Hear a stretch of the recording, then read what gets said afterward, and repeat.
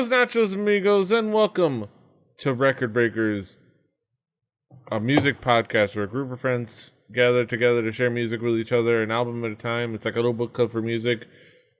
This motion, for some reason, made my shoulder hurt real bad. Ow! Like, right here. I'm Petey Rave. All right, I'll start warming up. Yes, just stay in the bullpen. We'll see. I'll try to get a few. I'll try to get a couple more outs. I'm warming up, Pete. I got some balm here. Let me grease you up with the. I'll get a cortisone shot. I'm warming up, Petey. I got you. I'm Petey Ray, your man with no plan and bum arm. Here with me is my team, Yagi. my crew, my squad, my party. We've got David. In the internet podcasting system, the people are represented by 4 equally important members.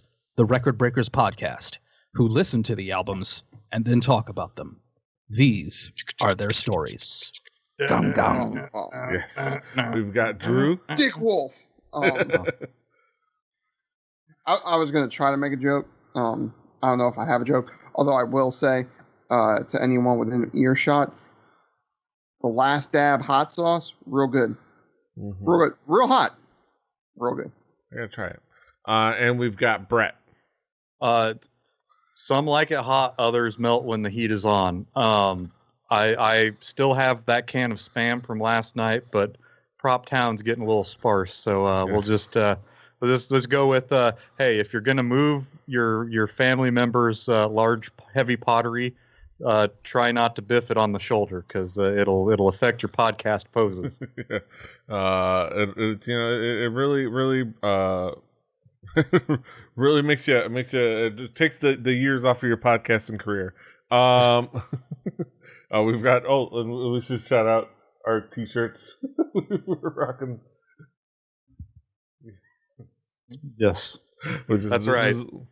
We're talking about music, and it's actually related to these t-shirts.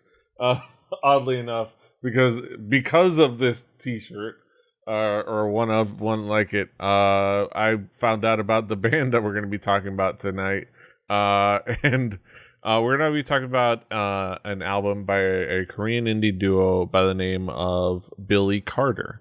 Billy Carter have been a duo and a trio, and now a duo again. They've done. It's not about Pac-Man, everybody. Just FYI, it's not about Pac-Man. No. Or cheating. The album is called "Don't Push Me," and they've been a trio, they've been a duo. They've historically had like a very like bluesy rock and roll like a sound, a very blues influenced sound that have done, and they've done a lot of really cool stuff. And they came up with this album. The reason I found out about them, and I was planning on bringing up one of their albums, and then this album came out this year. It's like very recently released, is because Dumbfounded, aka Parker, an LA rapper who's of Korean descent, who's very much known around the battle rap scene. If you're around the battle rap scene, you know Dumb. Dumbfounded, tweeted a picture from back in the Black Lives Matter rally in Seoul of a member of a group called Dead Buttons wearing this shirt, and it was he got a shout out from the lead singer Kim Ji-won of Billy Carter, like, hey, that's my friend in the picture. I bought him that shirt when I was in the States touring and stuff like that. And I was like, all right, I'm gonna cop the music, and I started checking out the band, and they're rad, and I'm always like up to listening to Korean indie music, and then I'm all about novelty T-shirts that are not obscene in hilarious ways. Yes, exactly.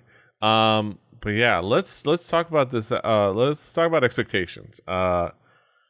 Let's go with Brett. Brett, what expectations did you have coming into this album? I had no clue. You kind of gave us a hint on what content was going to be, but if you had told me that it was going to be what I will describe it in a bit, I would not have believed you. I didn't know that they could make this kind of music anymore. Yeah, there's a lot to dig into. Yeah. David, what were your expectations coming into this album? When you pointed out that they were not Korean pop, my ears perked up. Dare I say, CC, very intrigued. I'm happy about that in this case. I'm glad that this exists from this country, and I was ready to dive in. I'm always happy when Petey brings acts from Korea that are of different genres. So I was ready to dive in. And when I remembered the story related to the aforementioned t-shirts, I was definitely more intrigued because it made me realize, oh, Billy Carter's got something to say. Yes. And their album title invoked that they may be, in fact, trying not to lose their head. Yeah. So I was here for it. Mm-hmm. Are you They're saying Korean it's like a country jungle? Yes. Yes, you know where you are. You're in the jungle, baby. You're gonna die. The concrete jungle. So, Drew, what were your expectations coming into this album? Now I have to give this, and all I want to do is Google South Korean country music. You know, sometimes patience is a virtue. We will find if I can find chicken picking from the peninsula, I will share it with you first. I would say the equivalent of country music would be trot music, but that's a different genre. It is fun though. But so I was like half paying attention when this was like coming out, like when you said what we were doing. So I was like, okay, Korean music, got it. Name of album, got it. Look at album cover, got it. Okay, it's William Carter. It's going to be some sort of Korean pop thing, as Petey is known to bring on here. I wonder if it's going to be more of an indie-ish, like the punk variety, or like what's it going to be? Is it going to be like super polished pop music? It was a bit of left field of what I was expecting, as Brett alluded to. Yes. Didn't know psychedelia and blues was on the menu, but okay, cool. Let's go with that. Yes. We'll talk about this album musically. Yeah, this album does throw some cool like sounds in there. It has a little bit of psychedelia, has a little bit of blues rock. Has very like what it makes me think of is a very like a 90s college radio sound. Are you stealing things out of Drew and my mine too. Mine too. And it's like I feel like they definitely get a bit of like they would fit in, like they would find their own niche, but they would fit in with that scene and that sound. They bring in some like grunge feel, but like the big thing is like the energy for these songs and the personality of the songs. It's I believe their first album where they sing all in English, which is dope. I think it just is like an effort to kind of like reach a new audience, or just because they felt like it, because they enjoyed it. But I think it works, and it makes for a cool album to listen to. There are parts where you feel like the musicianship blues sounds, and then there's parts of it where it's just like high energy, punchy in the face. Kim Ji-won is fantastic with her vocals. She's not out there. And it kind of brings me back to like what we talked about with the previous episode. She's not out there doing like vocal gymnastics or exhibiting like a Mariah Carey-esque vocal range or anything like that. But she brings an energy and a personality that I think is just a really fantastic and makes for being able to engage with the songs and engage with the themes of the songs. There's a lot of it's very feminist, and that's why a big part of why I like it. It's pretty queer, and that's why another reason why I like it. It is. Wait, is that breaking news? The album, the music. Oh, never mind. The sound is really fantastic. The energy is really fantastic. The personalities involved are really fantastic, and like it just has a very engageable sound, and I really enjoy. But let's go to you guys. Brett, how would you describe this album musically? I mean, musically, if we're like lyrics aside, this is straight up like early to mid '90s college indie alt rock. Like it's got the guitar jangle, like it's got the sound to the reverb and the mixing and the jangle and all of that. You know, there's something that like it almost it's hard for me to describe it directly, but like we covered the band that did the theme tune to The Adventures of Pete and Pete, Polaris. There's it is not that, and like I don't have like a big, I don't have the knowledge of the sub genre of that weird time when it's like late at night MTV music, but it is very much a flashback to the point where like I didn't know, like this sounds like it was recorded in a time machine. It sounded like that cassette tape, like, you know, also ran bands that weren't Nirvana, but still you had to put something on at 2 a.m. Or, you know, this kind of sounded like some stuff that showed up in the Beavis and Butthead music section where they were doing their thing. Like it's that weird, like something that is not polished by a major record label sound from the 90s, but now it is like, it was flawlessly that.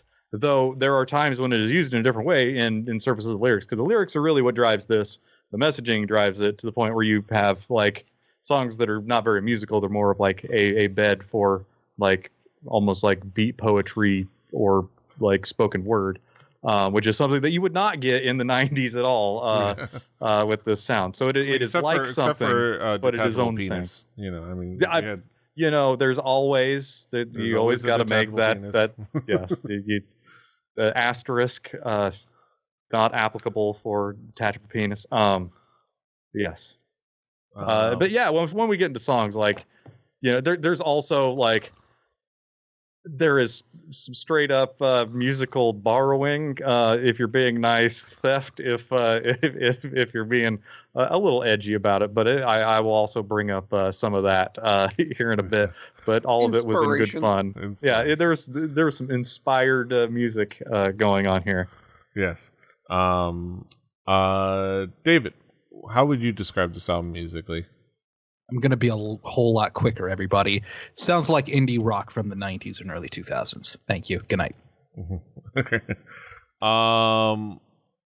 Drew, how would you describe this album musically?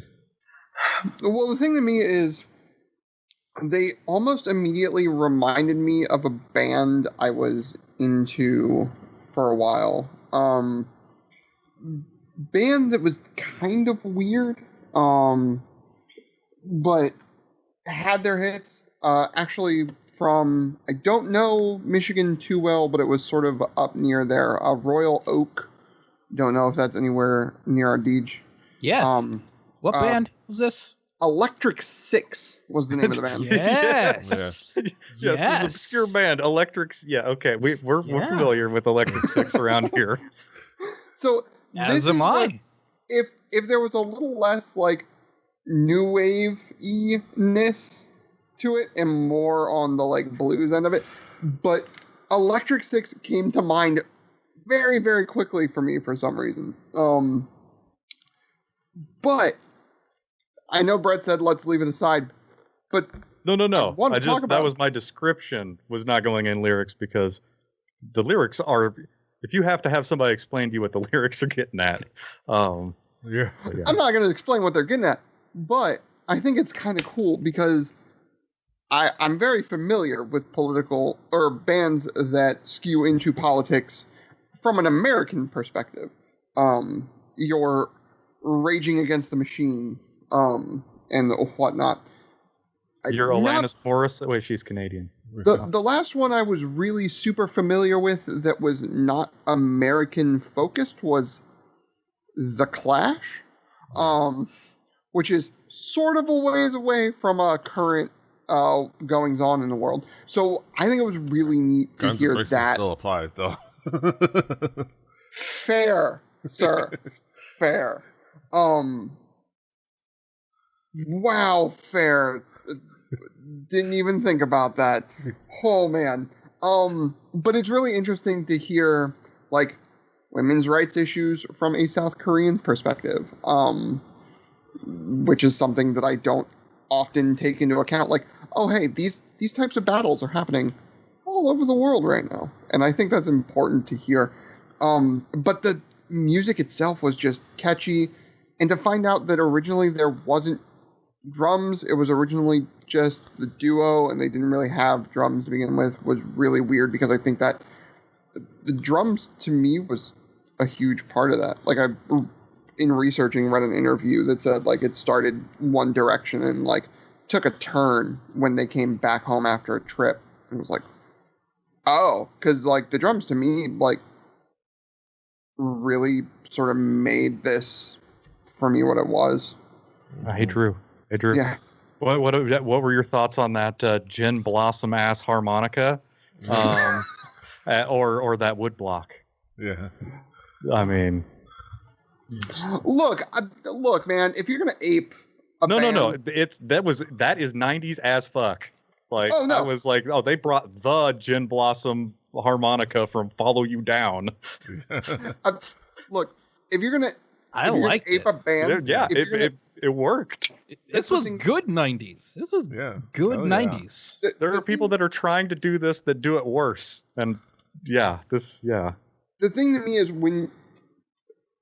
interesting part of saying that is I think that if you're going to ape a band or a time period, that you don't, if you were going to go back to like 90s grunge and sort of recreate like Pearl Jam or Nirvana, like you're not like everybody's gonna call you out on it, but like going into like that area, going into like, oh no, they listen to a lot of different early 90s rock from Seattle. Yes. All of that like grungy stuff that was happening, like it's obvious that they listen to a lot of it. Yeah, maybe they aped a little bit here and there, but it's not always a bad thing. Some of my favorite music is sampled. So hey, I wish more people would borrow the harmonica from Gin Blossom instead of the harmonica from like Piano Man or the harmonica I wish more bands would borrow the college radio sound from the late 90s and early 2000s as opposed to the wonky arena rock or pop punk sound. I wish that would happen more. Who out here sound like They Might Be Giants, except for They Might Be Giants? Yeah. I mean, and the what they bring in with that harmonica and what they bring to that sound and bring with the lyrics and the politics is really fantastic. And as we get to like key tracks, it starts off with a really fantastic track to kind of start off with and bring you into what you're expecting, which is Invisible Monster. And like it starts off with the right kind of energy. It starts off with the great just a cool track to start off in. It brings in a little bit of what you would have heard from their previous albums, and it has a right build up to it, and a kind of a really great build to it, and has the lyrics. If we're talking about the lyrics is about a stalking abuser, like a toxic relationship that you're trying to escape, like, and it does it well. If you go to, and that brings you to "Don't Push Me to Love My Enemy," which is kind of, I guess, has the title, the track that the title has the title of the album in it, I guess. So it's kind of the title track, in some respect. But that one kind of just ramps up the energy, ramps up like the almost punk-esque energy to it. And the fact that it's just them going, it part of the hook is just them going, shut up, shut up, shut up, shut up, shut up, shut up, shut up, shut up, shut up. It's like you feel it, like it's like you feel it, and it's like, and then it just suddenly breaks down, and like it's like, and it's just them going, I hate you, like, and yeah, and it's just a really fantastic track, and it has just a really like great energy to it. You go into something like My Body, My Choice, like that one is like I said when we introduced like to bring you a clue into what they were about, which is that album, that song is like it's like just saying, hey, like this is my life, like back off, like and they touch into a lot of things, including like the obvious one is including abortion, which is the ban on abortion was just this past year ruled unconstitutional, and they're still working on legalizing it again, and legalizing it. And it touches on a whole bunch of other things, even like things like, you know, the decision to want to wear a bra or not, and things like that, or your own style or look choice or representation of how you wear your hair and things like that. And it does it in a really great, like, just in your face approach, which is really fantastic. Sometimes you just gotta say the thing. Getting into like I See You, I like that one because that one is like very much like it's just beat poetry, like, and I like that just because like and it kind of infuriates you in a way, with like how real it is if you've kind of like followed like something like the cultural touchstones around there, and then like. Not to like harp on, I could talk about a bunch of the songs, but I'll end with Dead Bodies, because that one is like starts like a surf track, and like it has like a very like jumpy drum fill, and it has like a bouncy energy, and it's talking about a bunch of people dying, like many of them by their own hand. It touches on the issues of mental health and but also and with other things, but like mental health of women in the country, mental health of the men who are forced into military service. Like it's like, and there's just people dying all the time for things that aren't just like old age and disease. And hey, like, look at all these dead bodies. Woohoo! And it's just like the juxtaposition of like the way they sing the song and the subject matter just drives it home really well. But yeah, let's go to you guys. Brett, what would be some of the key tracks for you? So how the thing that does not sound like the sound that it sounds like to me, Beat Up. I don't remember songs like that. Brett, one more time. Could you describe that? Whatever Bilbo said on his 111th birthday. That. But no, Beat Up lyrically. I have not heard a song like that ever. That is a song that is driven by its lyrical content, and gets the message across. I See You. Also, yes, as Petey said, it is like slam poetry with like a jam going on in the background in a way that is more it is the platter on which the words come to you. You're not necessarily going to have a feel good jam out time in your car with the windows down. It's not really that kind of song, although it does have some of that energy.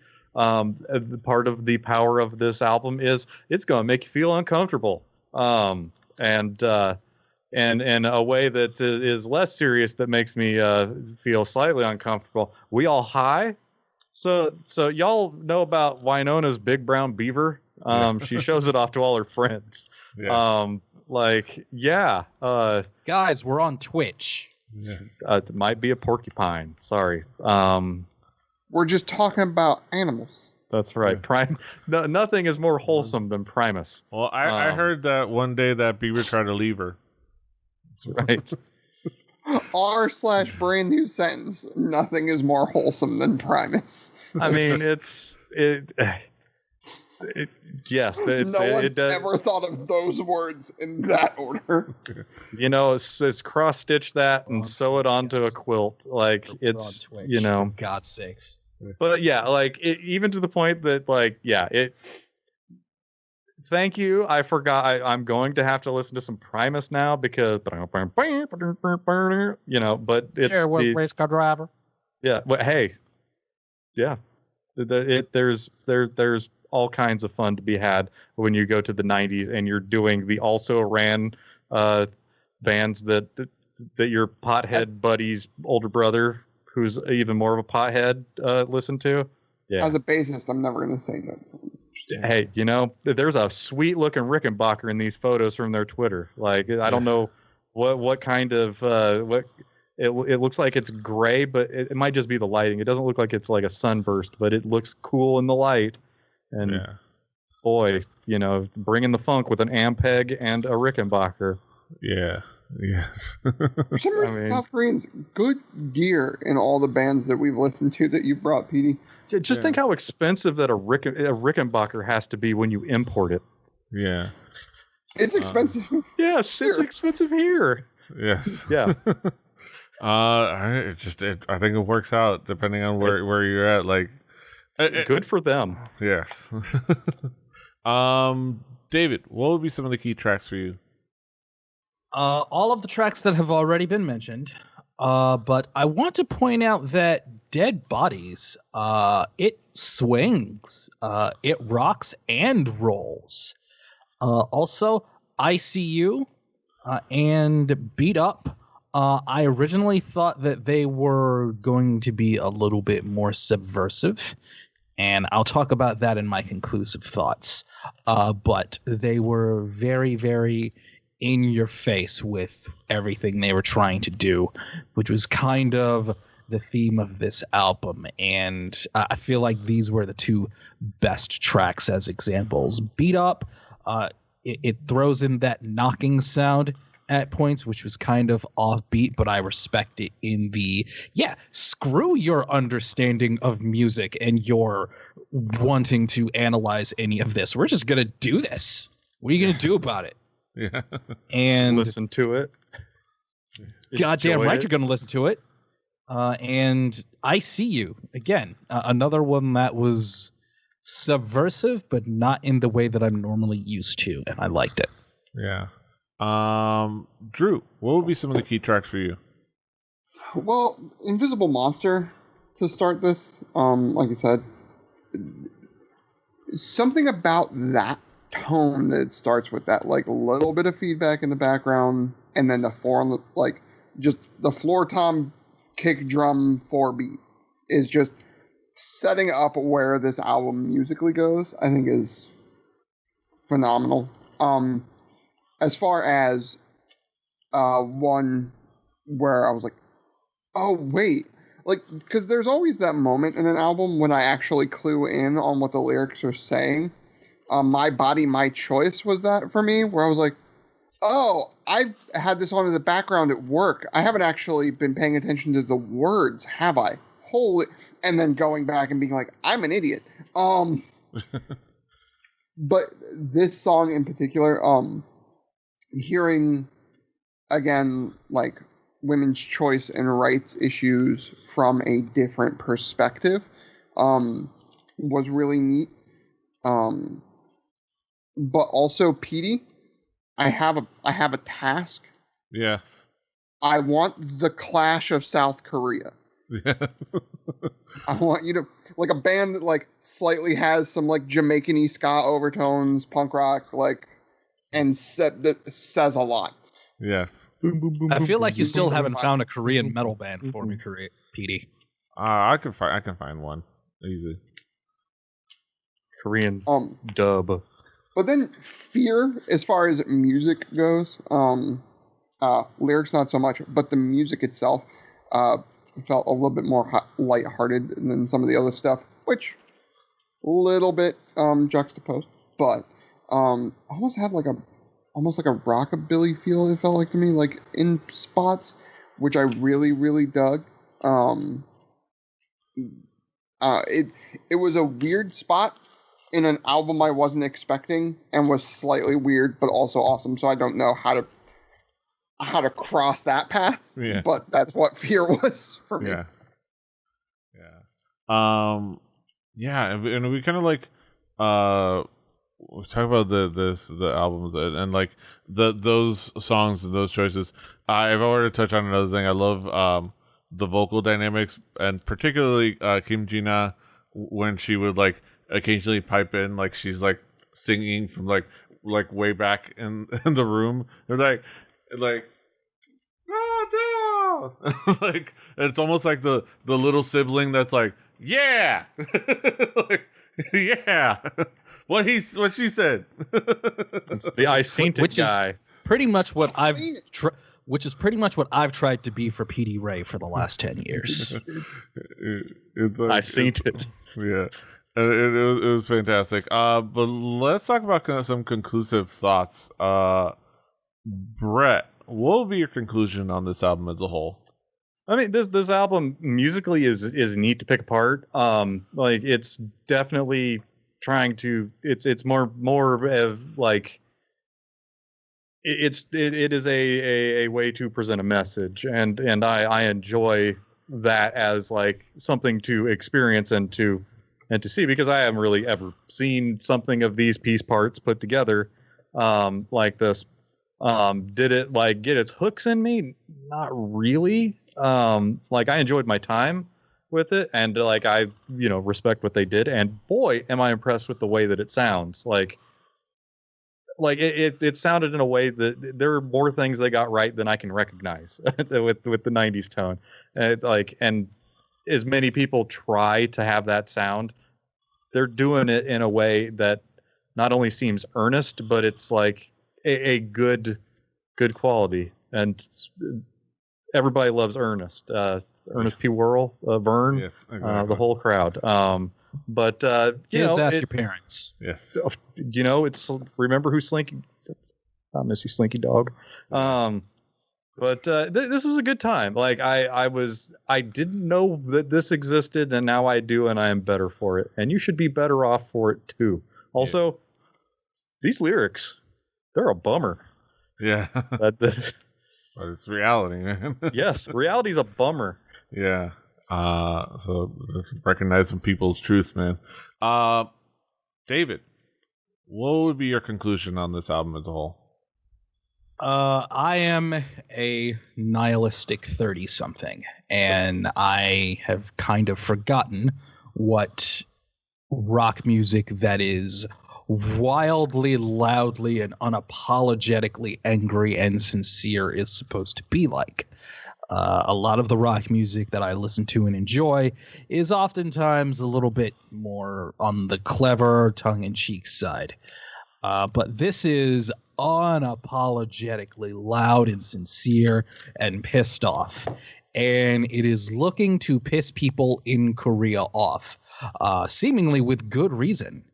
I would hope that a lot of people in this country hear this album and hear Billy Carter, because I think it needs it. I think this is exactly what Korean music needs more of. I'm rooting for Billy Carter big time. I want them to become megastars.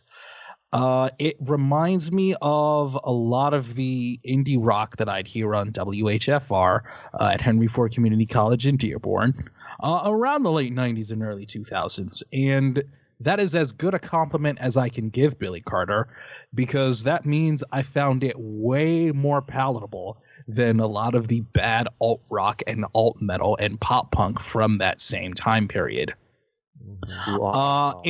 in a lot of cases, when I hear Korean acts that use English lyrics throughout their entire album, it kind of pokes my cynical brain. It makes me think of the giant Korean music corporate machine, Resistance is Futile. But with Billy Carter, I get the impression that they are doing this because they really have something to say. And they're pissed off about how things are. They're really, really pissed off. And it was really smart on their part. And when you're smart and you're pissed off at your country, you're probably going to make some good music. And that's what happened here. Drew, what will be your conclusion on this album?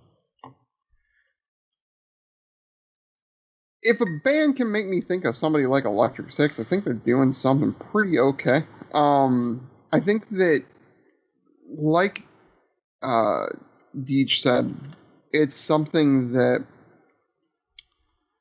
rock music sometimes is at its best when it's making people uncomfortable. And if that is the grossness of punk rock at times, if that is really gross. Yeah. Have you? It can be. Fat Mike, as a human being, I feel like just smells like patchouli. Help me, I'm wrong. Not patchouli. Well, It's something. Like It's a musk vomit? of a kind. Vomit Right. in there. Yeah. Yesterday's bender. if you want to consider G.G. Allen the edgelord that is punk rock. He doesn't exist. Or I don't if even know you're who that is.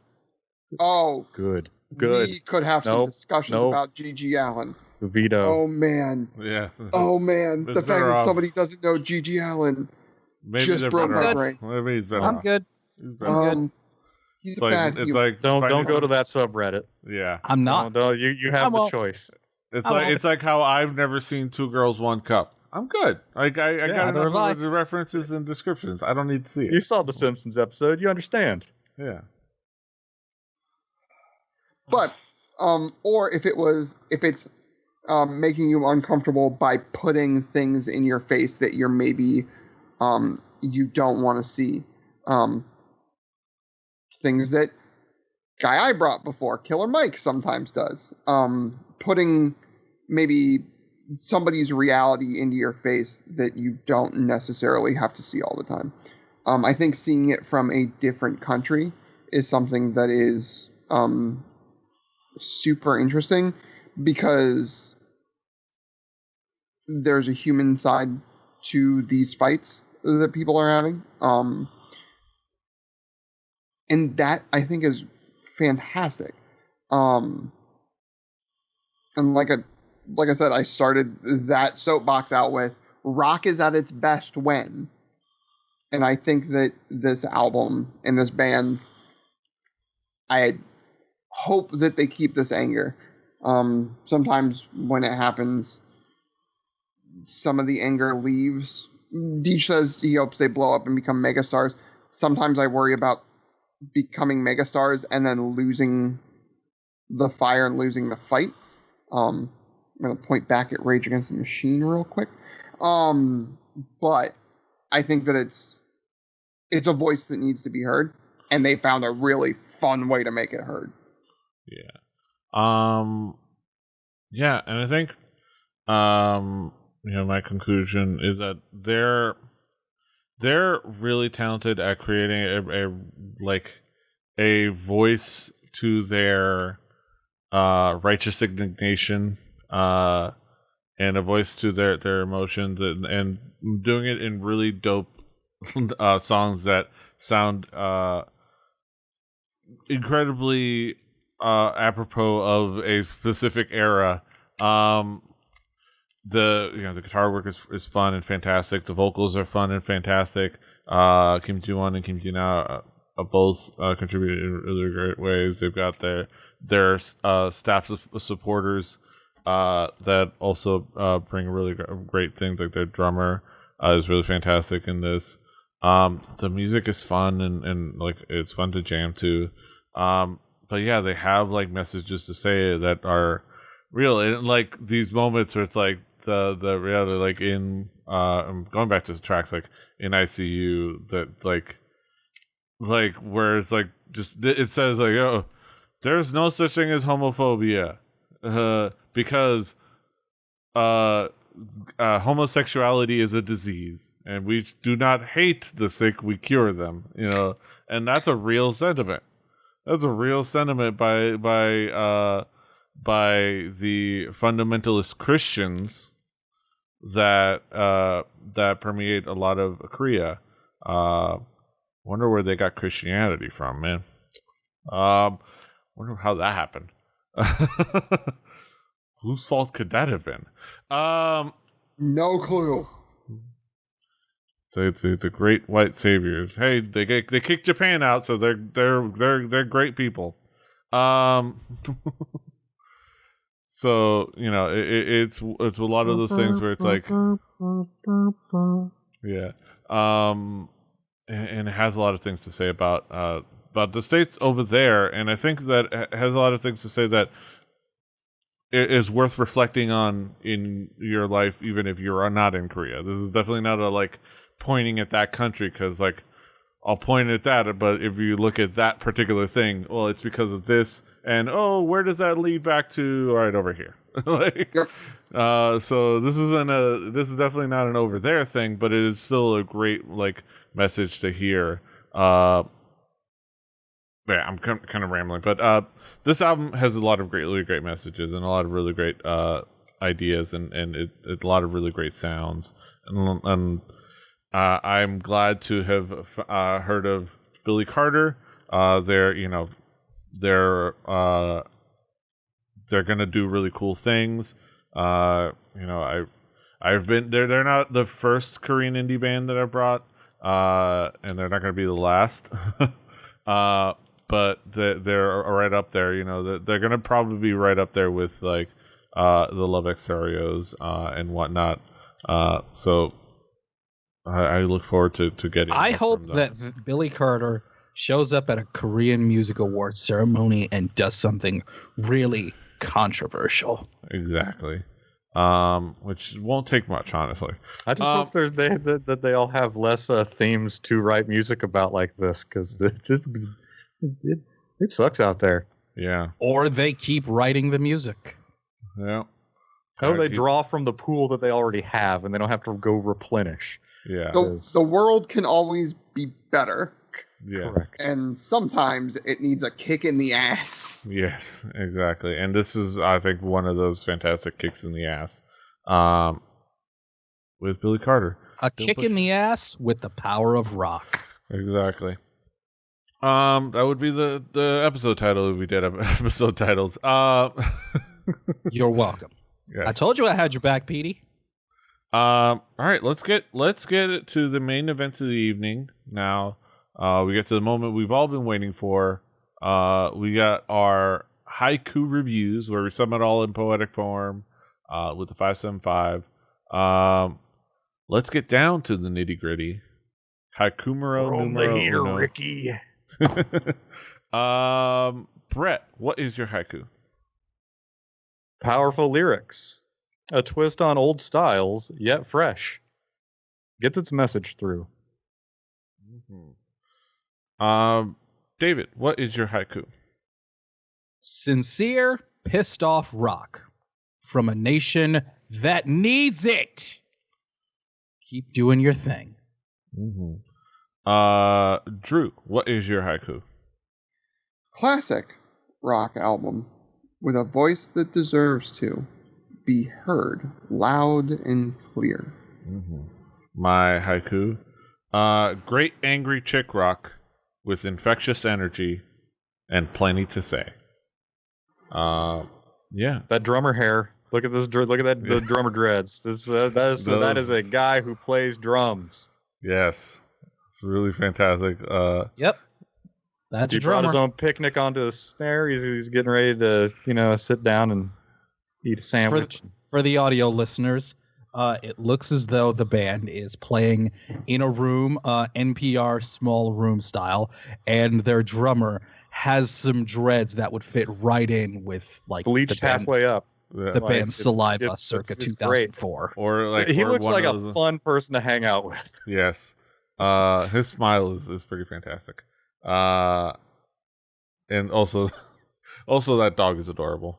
Yes. Just have their dog just roaming around. Like he's the fifth member of the band right there. Yeah. Those are our thoughts on Billy Carter's Don't Push Me. Really fantastic album. Go check it out. It's on our Spotify playlist, but give it a listen there. But if you like it, please go check it out on their Bandcamp. I'll link it in the show notes. It is at electricmuse.bandcamp.com. It's for the label Electric Muse. Go check it out on there. Purchase it.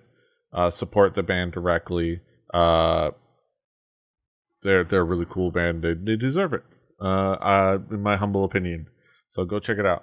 I'll have the link in the show notes. But otherwise, it's going to be on our Spotify playlist. So you can give it a listen there before you decide. On that Spotify playlist will be next week's record. And that is provided by David. David, what have you got for us next week?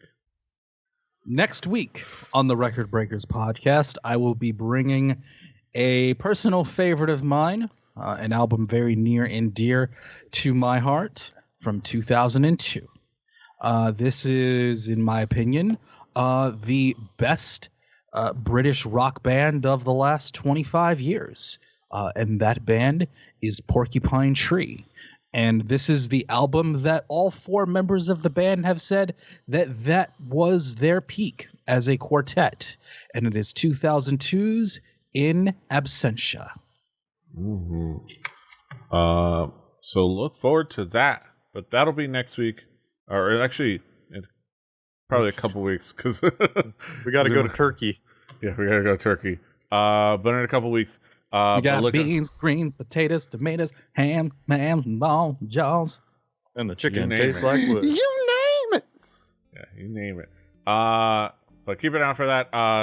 Join us then. But that is then. This is now. And you can, of course, find us all over the internet. David is at Call Me DJM. Brett is at HeyBDBaird, HIBBITOYBIBBARD. Drew is at X. I'm at PD Rave. The show's at 4 Record Breakers. That's the number 4 Record Breakers. Unless we can convince Twitter to give us Record Breakers, because that account is dead. That person has not done shit with it. We want it. We want it. But we're not gonna pay for it. No. Jack Dorsey. That's right. Give it to me. I told the guy that has at Jerusalem because he hadn't used it in forever when I wanted it. I was like, I'll give you like $10. Like, Yeah. come on, dude. Jack will give you some beard oil, like Yes. some polish for your nose ring. Yes. Go give it to us. Check us out everywhere there. Rebellion TV on YouTube and on Twitch. Follow us on Twitch. Subscribe to us on Twitch now because Rebellion TV is an affiliate channel now. So subscribe to us there. If you have like a free Twitch Prime subscription, you can throw it our way. Give them your Bezos bucks. Yeah. But yeah, we do D&D on Tuesdays, Record Breakers on Wednesdays. We do Space Trucking on Thursdays. Really fun times. Find us everywhere you find podcasts: Apple Podcasts, Google Podcasts, Spotify, Amazon Podcasts, bunch of other places. Leave reviews. WikiFeet. Probably. I don't know. Rebellion.net for the shows. Like, share, subscribe, do all the things. Until next time. Hasta los huevos. Toodaloo! Rebellion Podcast, baby! I'm too old to have that pose.